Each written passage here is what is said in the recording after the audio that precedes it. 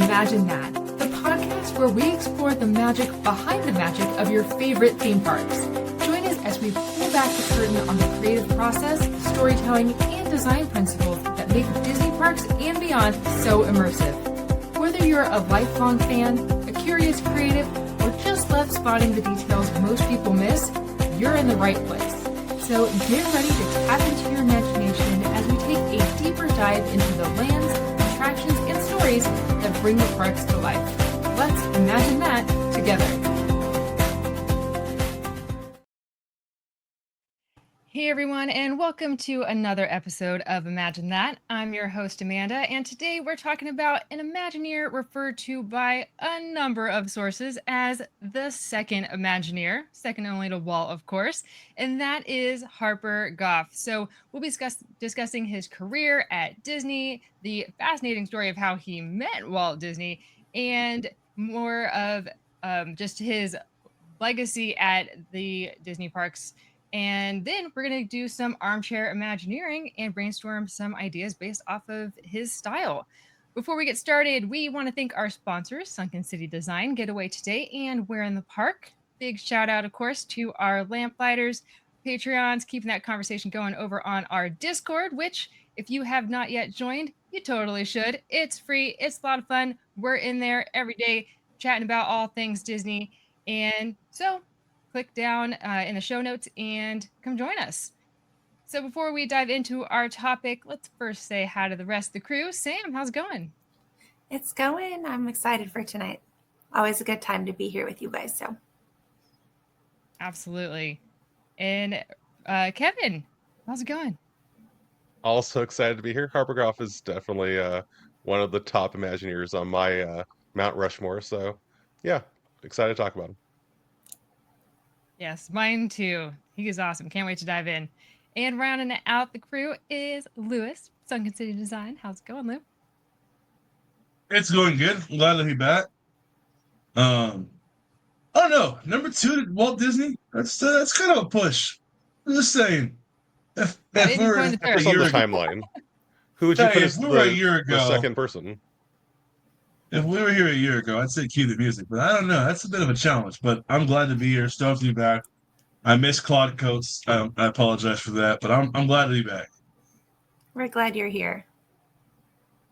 Yeah, absolutely. I know Claude Coates is on your Mount Rushmore also. So I know you had a lot of ideas about him, but we got to talk about Harper Goff. We do. Sam, let's dive into who is Harper Goff. Yep.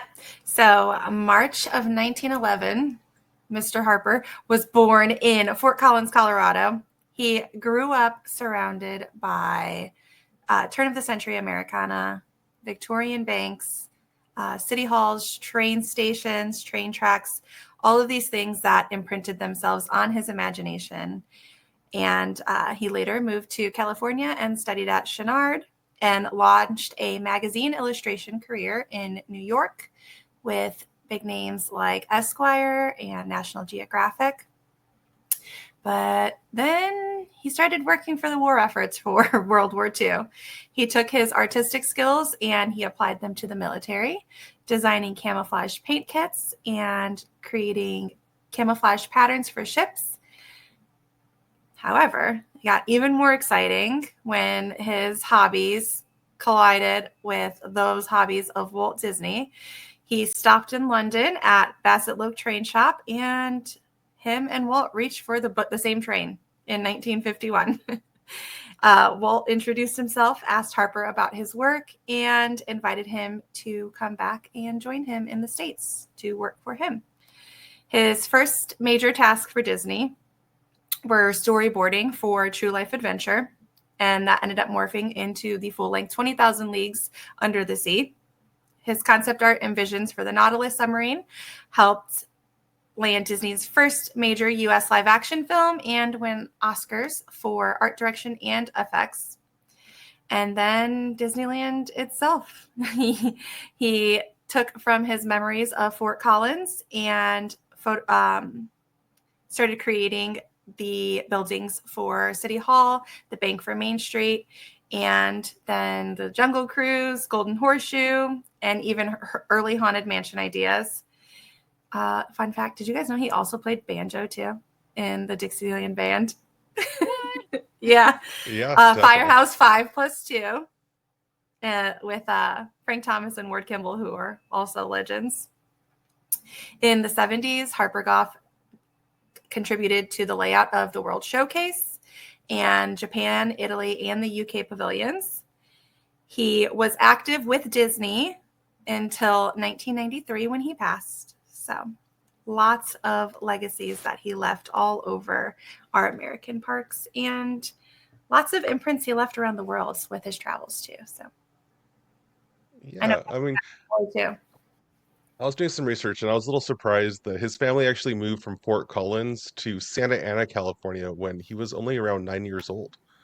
I kind of always thought like he grew up in Fort Collins. That was like where he was as an adult he left. But no, a lot like Walt with Marceline, he left the small town when he was a child. And yeah, definitely did end up showing up in the parks, like Sam said. He was the lead designer for Main Street as far as the way it looks, Main Street USA at Disneyland specifically. And you can look up stuff where it shows you the artwork for like the courthouse over that used to be in Fort Collins. And there's a firehouse that still exists today. I think it's now a coffee shop if it hasn't become something else. That looks very similar to what we have in the park. And it is really amazing. But it's still there and that it is definitely the lasting legacy. Another thing that I was surprised about, though, was that after 1955, he actually stopped working for the Disney company completely until he was rehired in 1975 to work on Epcot. So it was kind of a weird, like, in my head, it was like he came in for Disneyland and then he led the way for many projects, just in my head, kind of thinking, like, what else did he work on? But he really did just spearhead Disneyland because he was working on Mickey Mouse Park. Because Walt was like, hey, I like the way you draw things up. Let's start working on this project together. And the park that was going to be in Burbank across from Disney Studios was what he started working on. And that evolved eventually into Disneyland, where again he took over Main Street USA, as well as the Jungle Cruise was completely his idea. That originally was supposed to be a 20,000 Leagues Under the Sea attraction, apparently, but they were having trouble with the squid from the movie, where they couldn't bring it into the park because it was falling apart because it wasn't designed to last more than just that one shoot. So he talked Walt into, hey, I really like to be the African Queen. You should watch it, and then we should make a ride based off of it.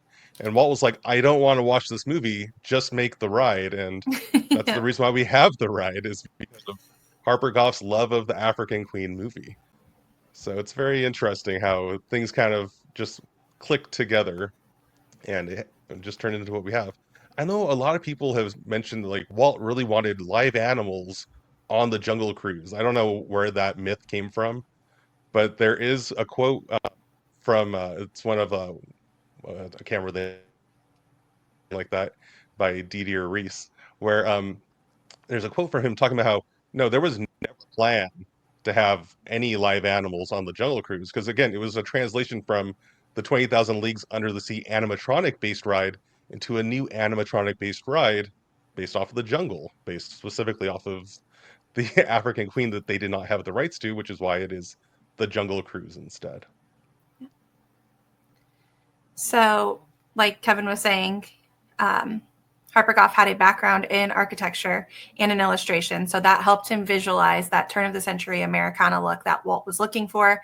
And he did photograph buildings in Fort Collins to be the reference points for Disneyland's facades like City Hall, Firehouse, the storefronts. Big on forced perspective, which we talk about a lot here. Big on forced perspective and architectural storytelling. So storytelling was huge for Harper Goff. And these are techniques that we know that are still used today. Yeah, I think that was all I wanted to add. No, I just love that there's quite a few similarities between his story and Walt's story, right? They both have a love for model trains. I love the origin story of how they met, how they were eyeing that same train. And Harper Goff like saw it first, and shopkeeper said, awesome, there's another guy coming in later this afternoon to take a look at it, and that would kind of suck if you bought it, he comes in and it's gone. So let's wait and see what happens there. If he doesn't buy it, then it's yours. And so Harper Goff comes in, and lo and behold, that other person's Walt Disney. And just I can't even imagine, you walk in of like, okay, who's this guy trying to take my train? And it's Walt Disney himself. And like, oh, I would have just been Yeah, just aghast. But there was actually more to the story, where the reason why Harper Goff was even at that location to begin with was because he had talked several movie companies into letting him go to Europe to shoot photos and to get data on all of these things. So, as I guess back when they were making movies back then, all the photos they had were all in black and white because they didn't have color photos. So they didn't have references. So people would say, "Hey, on this train line, the employees would wear like red vests, but no detail like what shade of red." So he talked all these companies and letting him go over there to Europe to take actual detailed notes on everything. And one of the companies that he had paid for him to go there was the Walt Disney Company from the Walt Disney Library. So when he talked to Walt saying like, "Hey, I know who you are," because again, he was part of the band, the Firehouse 512, with Disney Imagineers, future Imagineers probably at that point in time, Disney employees. And he had seen Walt in person, but he never talked to him. So when he went to talk to him, he was just like, I adjacently know you. I'm actually here kind of on your payroll. And I guess like Walt was like, "You're doing what? Why do we eat that?" And he's like, "I'm going to stop talking about this. What else can I do for you?" So he mentioned that he also worked on movies as like, a storyboarder. And that's when Walt was like, "Hey, I'm trying to get into live action game," which was a secret at the time because again, he was Walt Disney, the animator, and he signed him up. So it's a very interesting how all the pieces fell together. I mean, he also has a story about how he got into like the entertainment business as a whole, where he did not mean to. It just kind of like fell to it, where one thing fell into the other, where he got just like a weird job giving away like pamphlets essentially to meeting an artist who got him into another group, who eventually got him signed up with making art for the government. But the guy who was in charge of that department was also a writer for, I think, Warner Brothers or some film studio, who eventually was like, "Hey, you know what? You should go work for them as an artist," and then open the door for him. And then all of a sudden, he's making movies as art director. It's just kind of snowballed together. I don't know. He might be the world's luckiest guy. I'm not really sure. He I knows mean, how he to is a use great his artist, connections. right? All the pieces fell together where they had to make it where he became who he was to create again the parks that we love. I don't think we mentioned much about Epcot, right? I don't remember if you went into anything about I that or no, I just said that he um helped to design the initial setup of what the World Showcase was going to look like and the Japan, Italy, and UK pavilions. yeah, because apparently that was all designed to be indoors. He was the only person to be like, you know what, we should have a big lagoon and put all of the pavilions around that lagoon. Mhm. And a lot of people, when he first presented it, were like, "No, it's not going to work. This needs to be indoors. It's Florida," which I don't disagree with as a person who's been to the Disney parks in Florida and on hot days. But he actually pushed for it and just kept drawing it, saying like, "This is how it will look. Imagine you go to this park and you see this like spread out in front of you. You have that option, or you see a building in front of you. Which one is more intriguing?" And I think it is a fine argument.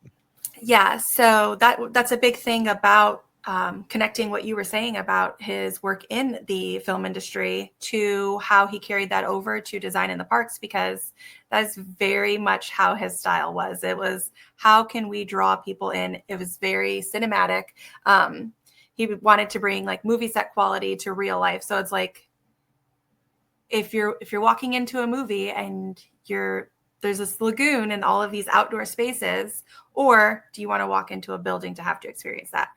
Everything was very immersive. He layered architectural detail with authentic set dressings and then emotional storytelling. So he helped find like the right balance between nostalgia and excitement adventure, because he was huge on traveling too. So being able to bring all of those things together and still say, like, this is Disney, but it's also not Disney. It's different than something that Disney's done before.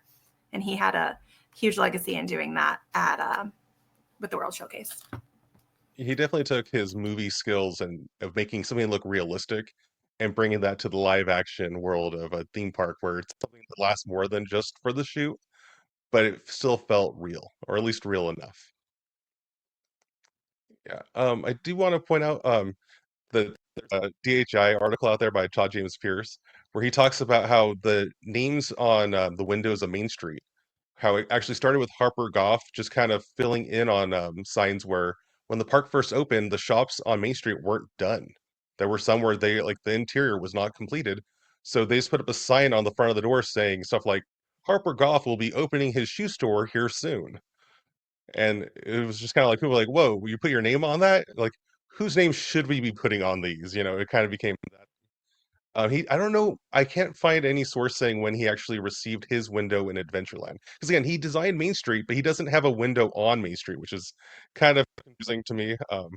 I feel like they should put one there as well. If it is there, let me know. Um, but there is one that's over in Adventureland. I don't know if everyone here has seen it. I don't know why it mentions Oriental tattooing up on the first half of the mirror, there, the window, but the bottom half does say that he is a banjo instructor, I believe. So it's kind of Banjo a funny lessons. nod to his origins of Disney, where he was part of the band playing the banjo. What was that, man? So Yeah, it's banjo lessons on the window. Banjo lessons there. Yeah. it was added in 2008. It was installed above the Adventureland Bazaar. I saw AI saying that, but like when Yeah. you go into it, it's just I think the photo that the person posted was from Let's 2008, and see. AI is misunderstanding that. Gotcha. Let's see. 1993. Well, it says his tribute came around 2008. So yeah, but it could be wrong. So I don't know. Like I said, I couldn't get a Google could firm be wrong. confirmation. Yeah.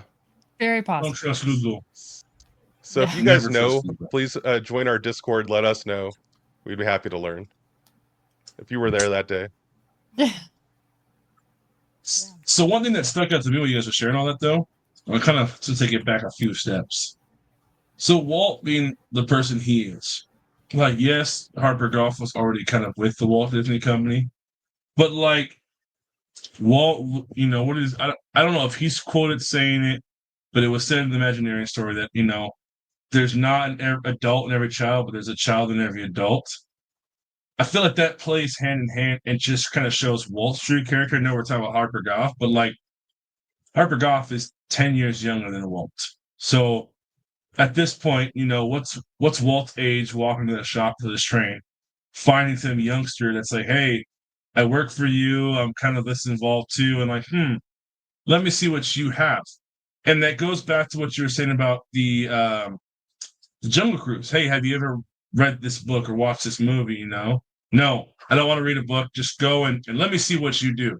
Well, that goes back to the Sherman Brothers and Mary Poppins. That goes back to the Sherman Brothers in Jungle Book when they and on blanking the name on who directed Jungle Book. Was it Wolfgang Reiterman that did it? But like, hey, I know what you know, and let's see what you do with it. And it just kind of sticks to Walt as a character. Like, hey, Harper's 10 years younger. Let's see what you got and what you're thinking. Yeah. And like we've talked about in the past, like Walt knows how to pick them, and he sees potential in everyone and is not afraid to challenge them in new ways. So I think he definitely saw something in that initial meeting and said that's why he said, hey, next time you're in the States, give me a call. Let's make some magic happen. So yeah, I think that's awesome. And then just to bring it back home with like they both were they spent a small portion of their childhood in a small town, but that really stuck with them in how they designed the parks as we know them today. And I think that is really, really cool that like Main Street is a combination of Fort Collins and a little bit of Marceline, and it's like their two stories combined to make something we know and love and cherish. So I think that's really, really cool. But yeah, I think we should so also I think we should also point out that the initial idea of the haunted house that Walt Disney dreamt up, Harper Goff is the first person to actually put that to a pencil, which became the Haunted Mansion, obviously. The Golden Horseshoe Saloon was actually based off of a movie that Harper Goff had worked on. I can't remember if it was Calamity Jane. I was trying to find it right now. I meant to have that as part of my research beforehand, but apparently I can't find my notes on it. But he had worked on a movie for, I think, Warner Brothers, where Walt was like, I want for my saloon to look like that. And he kind of made it like, um, nearly identical to it for the park. So it was like, hey, I know a guy who can design one of these. I'm going to bring him in, and he did it. So it's just kind of an interesting when you have an art director for movies, and you're making a park that's supposed to make it feel like you're kind of in a movie. That's a good person to sign up. absolutely. No, it's so interesting. Like when we do the research of these Imagineers and just like them kind of for like one or two things, but then as you dive deeper, like oh, they also worked on this, or they also it's like wow, so much of what we love, especially at Disneyland and a little bit here at the Magic Kingdom, and we'll get into that in a little bit, but there's so much of their personality and their style into those pieces that we love. So that's awesome that like the Golden Horseshoe and all that like that's tied back to him as well. And Kevin, I did just go back to my research on Golden Horseshoe, and you're right, it was Calamity Jane, and it was a 1953 Warner Brothers musical. It's just a few years before the park opened. Yeah. Awesome. Yep. Harper had designed the film set, and then Walt loved the look so much, he asked him to recreate it for Disneyland. There you go. I don't know if they paid Warner Brothers for that, but it's common now. So. Well, I think we're not breaking anything. Yeah, no, they kind of like played off of like the mythology of the Old West, and they didn't take like the actual like historical depictions of the Old West. They just took the romanticized version of it. So I think it works. They didn't completely knock it off. I agree. Yeah. All right, well, because Sam was talking about looks that we love so much, we need to hear from Sunken City Design and see what looks he's got going on. So let's check it out. Sunken City Designs brings you art. Do you like art? I know I do. How about art based on Disney characters, like Mickey Mouse and the Oyster Thieves? You know, that's actually from Alice in Wonderland, the best princess movie ever made. Also, we have some dwarfs that have their heads ripped off sometimes. Why? I don't know. It's because it's Sunken City Design. So go there, sunkencitydesign.com. Get yourself some great merchandise. You got posters and, I believe, clothes. Who knows? I got a cup from there, and it's fantastic. Do you like cups? Do you ever use those? I do. Go for it. Oh yeah, sweatshirts. Can't forget about those. You ever cold? Get yourself a sweatshirt from sunkencitydesign.com. Also, Wall-E. You know, that's the best movie ever made. Second only to Alice in Wonderland.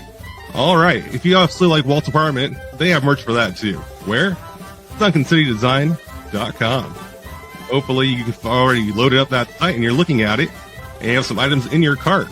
Go ahead and check out as soon as you can, because the show's about to come back on. All right, everybody, we appreciate you. We do appreciate Sunken City Design. Lou, what's up next over there in Sunken City Design Land? Right now, we are currently rebuilding the website, making it a little bit more limited on what we have on there.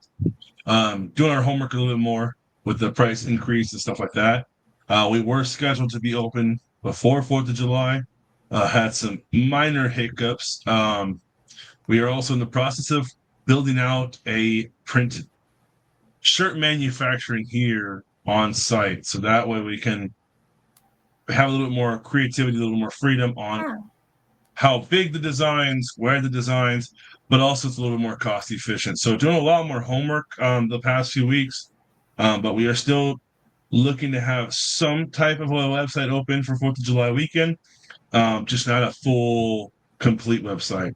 And then right now we have a couple shows that are looking for September, October. But for the most part, it's pretty mild right now. But we do have some things in the works. As soon as we get all those details hammered out, we'll definitely let you guys know. Awesome. Awesome.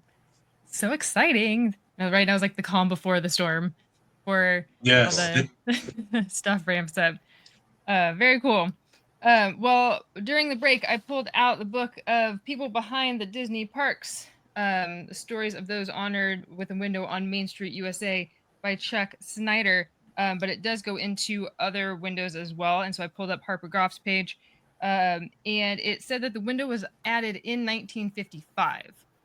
Oh, wow. Which I thought was interesting. An interesting year that it would be part of the opening year. So that's all I got on that.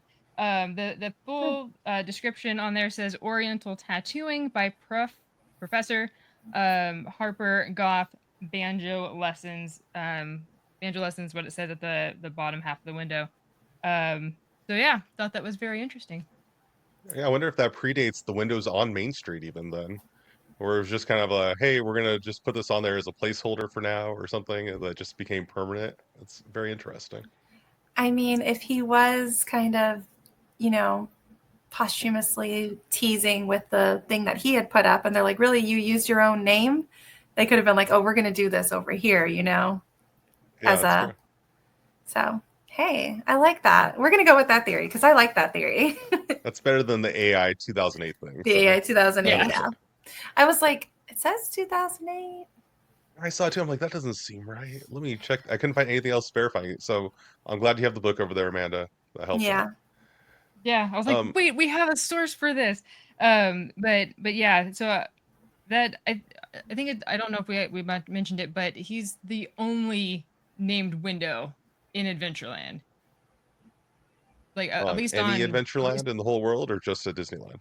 at Disneyland, at least. I Okay. cannot speak for other Adventurelands Just around the world. I haven't been to those, but very interesting. yeah. So I have a little question for you guys. A little preempted, not preempted, that's not the right word. Icebreaker type of imaginary game, real quick, like 30 seconds. Okay. If you could have a window in a land of any park, where are you going? Of our personal window? Yep, your personal window. If you could have a Ooh. personal window with whatever Disney title that you want to be known for, what land is it going to and what park? I obviously not every land does windows, but for the sake of this little activity, there'll be a window added wherever you need it to be added in any land. I'm I would going Main choose, Street at Walt Disney World. Oh, I would choose Paradise Gardens Park. That's where I met Amanda over there. So, boom, easy. Paradise Gardens Park. That's at California Adventure. No, Anyone not knowing. But what building would be with a window? You have like all the like San Francisco buildings over there. They all have windows. Oh, that's true. Those windows are already taken. You can take change someone's them name out. off. It's not That's hard. fine. Yeah. You can always add another window. Yeah, I forgot that San Francisco area is like part of that zone. Yeah, there you go. I could have my window right next to his. Perfect. That's cute. I would just want my window facing the castle so it can cry like I do every time I stand in the castle. Jesus. No, it's Emotional good wreck crying. It's over good there. crying. It's emotional. Oh, It's we good don't know. crying. That took a turn. It's good crying. We haven't seen you, so we don't know what kind of ugly tears they are. So No, it's good crying. They're horrible. No, they're horrible not. tears. tragic. Was it? Is this when you're coming or going? When I'm walking towards the castle. Okay, so when you first got there for the day. Yeah, I Okay. get teary-eyed. I was picturing as you walk away, like leaving. You're like, No. I have to go back to Indiana. No. I do cry about that too, but it's different. It's a different emotional response. I want my window looking at the castle. What about you, Lou? Where's your window? The little white rabbit house next to teacups in Of course it is. Fantasyland. nice. All right. Yeah. Favorite Like I princess just feel movie, like it's so that makes sense. ironic. Like my 6-foot self, and you got this little door with a wee little window right there. Like this the opposite of where I'd be at. No, it's not, because you'd be standing there trying to convince people that Alice is a princess. Hey, I didn't bring it up. See, you're still on the topic, but I'm just saying. Eh. Wrong show. No. Well, anyway, back to Harper Goff. I do want to point Yeah. out some like fun things about him. Before he worked for Disney, he was a set designer for Warner Brothers. He worked on Casablanca and Captain Blood with Errol Flynn. After Disney, he actually worked on the 1964 World's Fair. He designed the Unisphere, the big globe, like fountain kind of thing. That was kind of replicated for Universal Studios. So I think it's very interesting that that's a Harper Goff design. I didn't know that until today. In 1971, he was actually the art director for Willy Wonka and the Chocolate Factory, which again kind of goes against the rest of his art design that's very realistic and the real world. And I would argue Willy Wonka is the antithesis of that. But it's amazing that he was able to kind of switch to that at that point in his life. And then 1973, over the Magic Kingdom, they actually named on Tom Sawyer Island Harper's Mill after him, which I don't know if there's going to be some kind of Easter egg to him when they change that, because we all know that's going to be going away pretty soon. Mhm. So hopefully there's going to be Harper Goff something at the new, what's it called, Piston Peak? Yeah, that's Piston the name as of this recording. We'll see what Okay. they actually come up with by the time things are actually, the shovels are actually in the ground, as Lou says. Yeah. But yeah, no, I hope, to your point, that there are Easter eggs aplenty in this new land at the Magic Kingdom, because quite a bit is going away to make room for it. So, Oh, yes. And finally, I have he received his Disney Legends Award in 1993 for film and Imagineering. So he's one of the few inductees that has two categories. that's cool. That's really I cool. like it. He's also got, You like- was it Emmys? Did I say it was Emmys? Is that what it was? Yeah. Does he have? Yeah, I know for- he has an Academy Award. Academy Award. Yeah, he's I confuse the two all the time. But he's He got has an two of Oscar. them, right? I Yeah. only know of the one for 20,000 Leagues Under the Sea. I think he had one for effects and one for set design, I think. I could be wrong. Doesn't matter. I believe it. All right. Very I cool. think it's all of my notes. Anything else on him before we jump into our armchair Imagineering?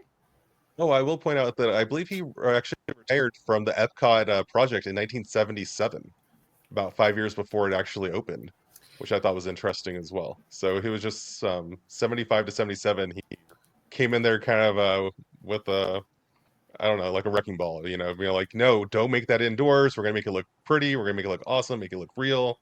You're going to feel like travel the whole world. And yeah. Yeah, but I believe he did stay on consult with Disney until his death. Yeah, that I don't know. So But he was not actively working. I think No. go back to the page. Hang on, because it does say in this book, 1993, because it shows his Disney career span. So yeah, it ends in 1993, which is when he died. Yeah, well, he passed away in March 3rd of 1993. So that's kind of why his story ends there. Right. I mean, it ends as far as his legacy will live on forever. For sure. Right, absolutely. So, there you go. All right. Well, let's take another break, and then we will get cozy in our armchair Imagineering chairs and get to exploring new areas of the park based off Harper Goff. So, we will be right back. Hey fam, what scavenger hunt are you doing? Well, we are doing Where in the Park. Do you guys know Where in the Park? Because we do. We do. So how you play this is that they give you a deck of cards with an image on it, and you get to look around and see where in the park that is. And they're fun. So if you like to find stuff, this is what you need to do. The amazing game, Where in the Park, right here. If you're a seasoned Disney park goers as we are, it's a fun, challenging even for the hardcore Disney parks fan. We have played the Where in the Park games that we felt like, we got Still this a challenge. Oh no, yeah, still a challenge, a fun challenge though, not an impossible challenge. Check Yeah, them really out. they get really close to details, and you're like, I have never even seen that. I don't even know. Where in the park have I seen that? The great thing about these is that they're not in attractions and they're out in the open places. It's meant for families to play. Besides people who've been there a lot, it's fun for people that are new to the parks as well, because you catch some of those details that you would probably miss when you're first going. So there's images that you are finding on one side of the card, and then the other has the hint and the answer that you can reveal if you choose to. Before it was just the hint and the answer, but now if you really want the land, It'll tell you they'll where. give you the land for an extra hint. You guys can take as long as you wish without the hint. Yeah. Without the hint, it's hard. But that's what makes it fun. But they do not just do Disney parks, obviously. What other parks do you guys actually cover? Universal and all that good stuff. East Coast, West Coast, and they're Yes. continuing to expand even more after that. Check them out, whereinthepark.com, if you need to get some game packs. They are so much fun. We appreciate Where in the Park. They're awesome. We love Kevin and that. Amanda. Get you some Where in the Park today. Hell yeah. Use promo code Walt's APT Podcast to save 10% at whereinthepark.com. Yeah, get you some game packs for every Disney park here in the United States. Each park has 68 images to find, and then we also have our digital games as well for Downtown Disney and Disney Springs. So lots to explore. It's across two games and one mini game for each park, so you don't have to worry about finding all 68 on one visit. You can spread it across multiple visits. It's a lot of fun. All right, so let's dive into some armchair Imagineering based off of the style of Harper Goff. So the guidelines are pretty simple. You can either take an existing attraction or area and plus it into Harper Goff's style, or you can create something totally brand new, but it's still in his style. It could be at any Disney park around the world. So who would like to start us off? Sam? I'll go. I can go. Okay. Okay. So because he had influence on the World Showcase, I took a pavilion that he did not work on and thought about how we could make it more in his style, making it more set designy, bringing more real life aesthetic to it. So I took the Canada Pavilion, which is arguably one of the weakest pavilions in the World Showcase, in my opinion. If you disagree, I'm sorry. But Kevin said, wow. But how dare you? Sorry. No, go ahead. No, this is blue sky session. I apologize. No, you're fine. So I'd be taking the Circle Vision film that's already there, and I would be adding a new character to it to help narrate it. And then I would make it like a boat ride, dark ride type of attraction through different landscapes, since he took a lot of the aesthetic from his travels and brought them to the other pavilions that he worked on. I would kind of do the same. So you are like a young explorer traveling through the different things that Canada has to offer. So you could have animatronic wildlife scenes in Banff, a scene going through the Canadian side of the Niagara Falls where you can feel the mist coming off at you, like a Northern Lights scene with projection map skies, and then a fire in a First Nations village So kind of like taking what he wanted for the Jungle Cruise and bringing it more to real life. And then adding more dramatic effects to the facade of the trading outpost. Like you could do sled deliveries and weather effects with projection mapping. You can change the ambiance of the land with different lighting and forced perspective theatrical lighting. So lots of little things that we can do. Just upgrading it more to a film cinematic narrative. Do we keep the song?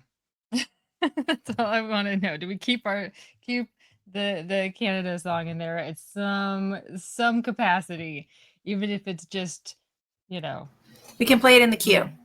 How about we play it in the queue? Has to be at the finale of the ride. How dare you? All right, as we exit into the gift shop. Sorry, it's a blue sky. I apologize. I was just being facetious. I mean, I'm sorry. I mean, we can have it playing very quietly as the narrator speaks. It can be the background vocals. As long as the crescendo is still there and she gets really into it. Yeah, you're going to go up over the falls and then they're going to splash down and there you go. Perfect. All right, good. I'll take it. My idea was very similar, so I think I should go next year. Where it's kind of the same thing. So we actually worked on a design for an attraction.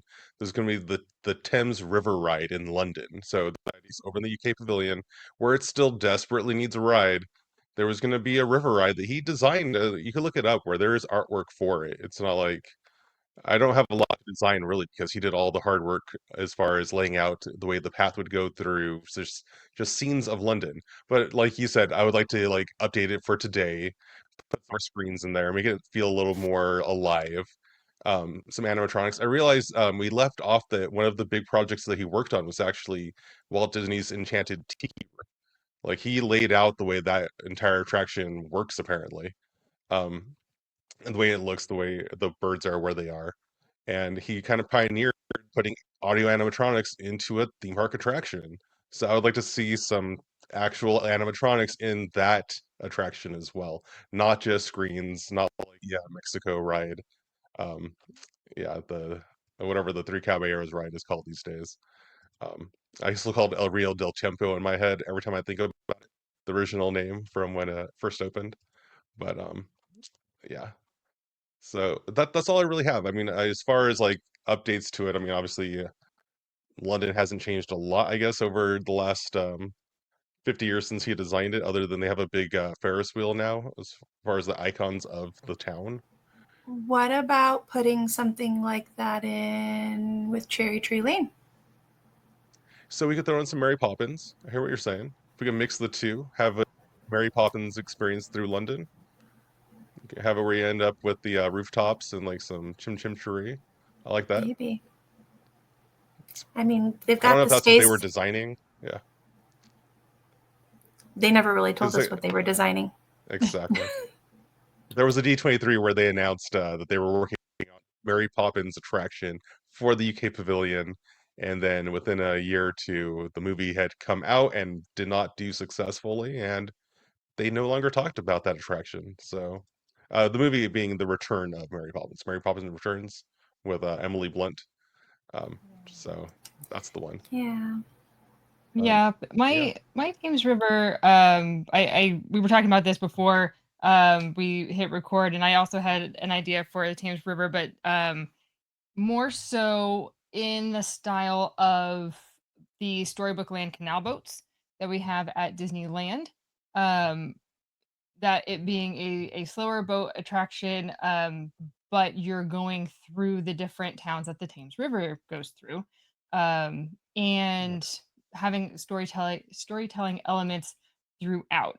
I was called back to an early project that was shelved due to costs, and that was the Dislandia project, where there were miniatures throughout a bunch of different train cars, and this train would go from town to town to town, and it'd be Walt's miniatures, and then some other miniatures, but it'd be a story of sorts that people would then walk from one car to the next. And think it said like 21 train cars or something like that. But that idea kind of came to mind in this way of having miniatures, like how the Storybook Land Canal Boats is, but telling one cohesive story of just overall the European countries, and maybe like an overarching story with that, and obviously the lighting and different elements. You can even have like a fog scene as you're going through different things. So, but yeah, I love what we've talked about thus far. I have one other idea that is not the Thames River, and I know Lou has some ideas as well. But before we dive into that, let's take our last sponsor break, and we'll be back with more Armchair Imagineering. It's been a great show so far, but who's ready for an ad break? Did you know that the best way to keep our shows going is by supporting our sponsors? So, let's get to know more about the travel experts at Getaway Today. They've been helping to make vacation dreams come true since 1990. And whether you want to visit the happiest place on earth or to travel to Orlando for a most epic adventure, they are there to help. Are you trying to find out which hotel is your best option or which theme park tickets will work best for your visit? Are you concerned that you might need a last-minute change? No worries. Their travel experts will help you out. Looking to book a cruise but don't know where to start? Hey, they can help with that too. They will find the perfect cruise for your vacation, whether it's your first time or you're a well-seasoned cruiser. When you book your cruise with one of the Getaway Today experts, you will have a dedicated agent to help you every step of the way. They take care of the details so you can have the most fun. Getaway Today offers peace of mind travel, allowing you to cancel or make changes up to 72 hours before your trip. You will always have the most up-to-date vacation information, both pre-arrival and upon welcome. Getaway Today guarantees the best prices, with no hidden fees, and every time you book through Getaway Today, they will donate a portion back to a charitable organization in your area. And so far, over $4.5 million have been donated. So, go ahead and dial 1-855-GETAWAY, that's 1-855-438-2929, and be sure to tell them that Walt's Apartment sent you. Or just click the link in our show notes for more information and the best deals to start your Disney, Universal Studios, or cruise vacation planning. What I'm trying to say is, if you like to travel, check out Getaway Today. Alright, so now it's time to get back to enjoying that view from Walt's apartment. Let's get back to the show. Absolutely. Be sure to check out Getaway Today for wherever your travels take you next. And speaking of travels, so I was looking at the map. We were talking about the UK pavilion and the Canada pavilion before the break. And I was taking a look at the World Showcase, and there's a patch of land over there that has been empty for some time. And that is the African outpost. And every time we walk past there, I'm like, what is happening? This plot of land is just sitting there. Granted, there's a lot of expansion pads around the World Showcase in general, but this little area, there's a lot of room for growth. And I know that Africa has its own place at Animal Kingdom, but I was thinking about how we can incorporate Harper Goff in here in a brand new pavilion for the African outpost. So, but this would be based off of the storytelling of Africa. And so you'd have different theatrical designs, and just you're stepping into the different marketplaces and stuff like that. But the attraction that I have is kind of a trackless dark ride, because we all need some dark rides, but not Ratatouille. I understand that's also a trackless dark ride, but something that's going to take you from region to region through storytelling. And so at the heart of this, we're going to have different African proverbs or different stories that are leading from scene to scene. and have like a storyteller circle that you're entering into.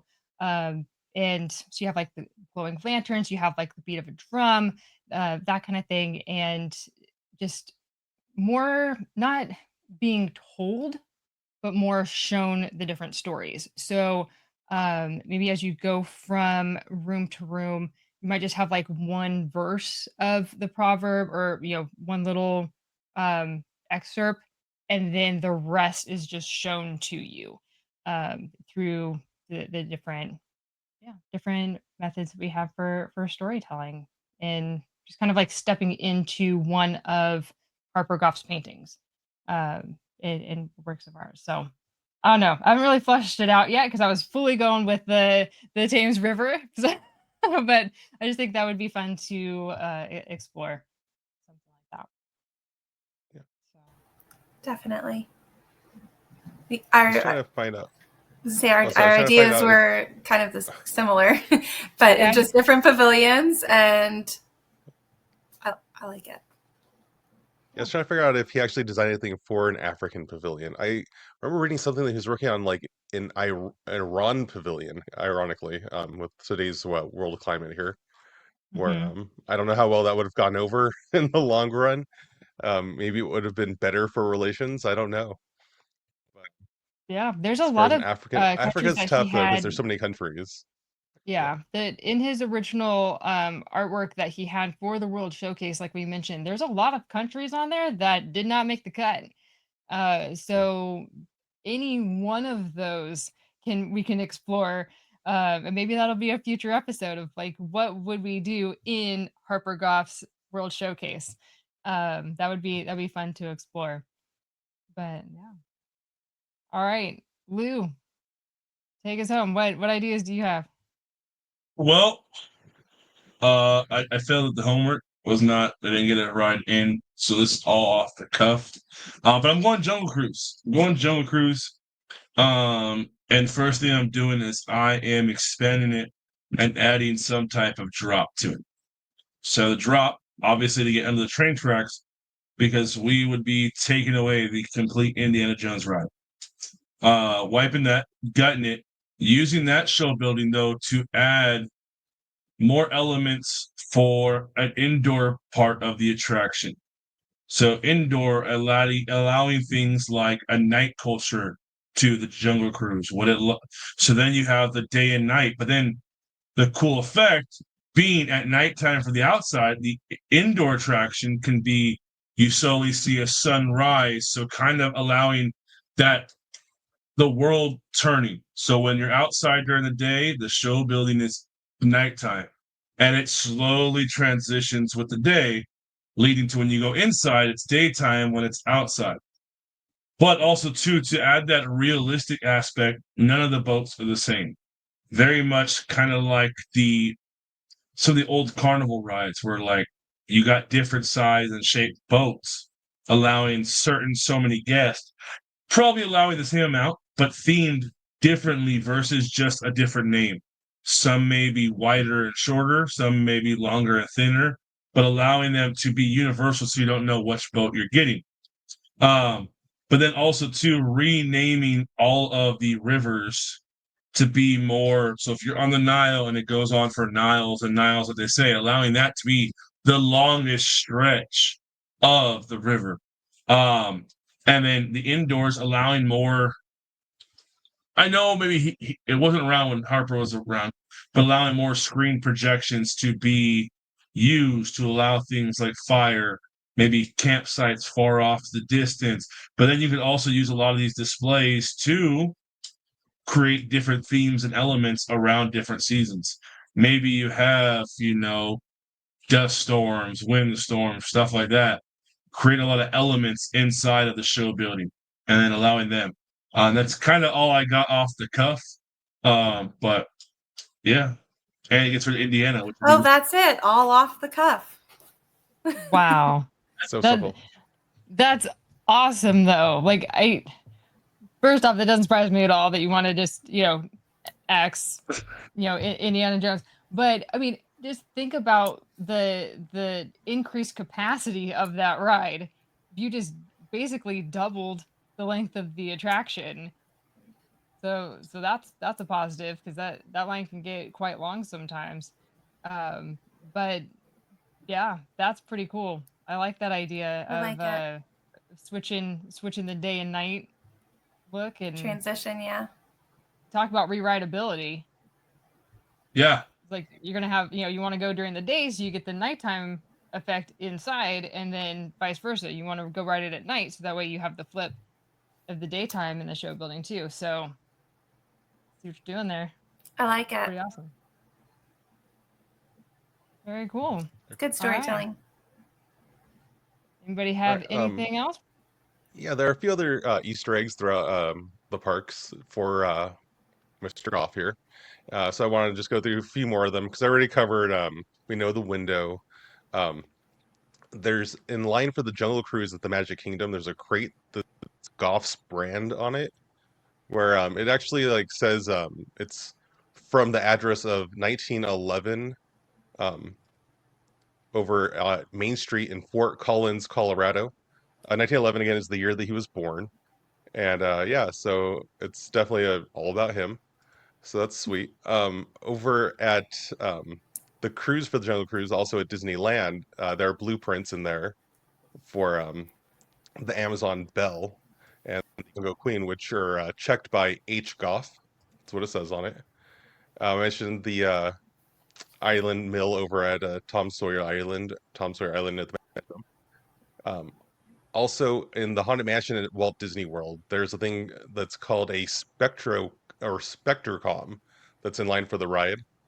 And you can look up a picture for that guy, and it says "Speak with the Nearly Departed," and it is patented by R.H. Goff, which again, I don't know if we covered Harper Goff's actual first name.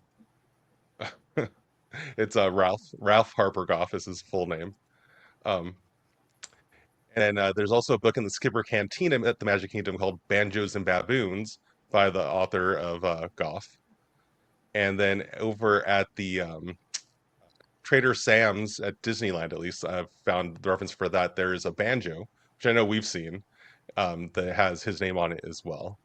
So they're all little nods to Harper Goff that you can find as you're going around the Disney parks. That's awesome. And if you know of any other references throughout the Disney parks made to Harper Goff, definitely let us know. You can check us out on Instagram, Facebook, all the socials at Walt's Apartment Productions, and our Discord, like we've been talking about. Check us out. Links for everything are down below. Well, if you've enjoyed this episode, and I hope you have, scroll down on the podcast player, give us that 5-star rating, and if you have an extra minute to leave a written review or just share it out with another armchair Imagineer, that would be amazing. It just takes a couple seconds, and it tells Apple, Spotify, all the other players that we're doing something awesome. It really helps out the channel. If you're watching us over on YouTube, hello! And be sure to like and subscribe so you never miss an episode. Be sure to check out our sponsors, of course, and join the Discord and our Patreon page. Like I said, everything's in the show notes. But until then, continue to place trust in the magic of imagination. And remember, the details within the parks surround us in our everyday lives. Imagine that. See you next time.